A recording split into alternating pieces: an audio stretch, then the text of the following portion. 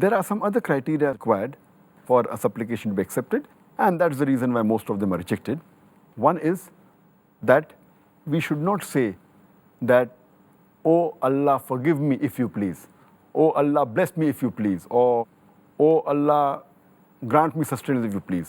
Because the beloved Prophet Muhammad, he said, it's mentioned in Sahih Bukhari, volume number 9, in the book of Tawheed, hadith number 7477, where the Prophet said that do not supplicate, do not pray by saying that, "Oh Allah, forgive me if you wish.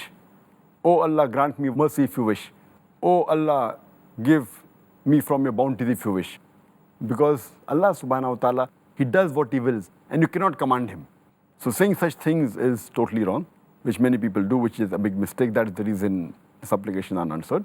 Furthermore, people many a time, they give names to Allah subhanahu wa ta'ala, which Allah never mentioned in the Quran, neither the Prophet used any of the Sahih Hadith. They call Allah subhanahu wa ta'ala with attributes and names which are not given by Allah and His Rasul.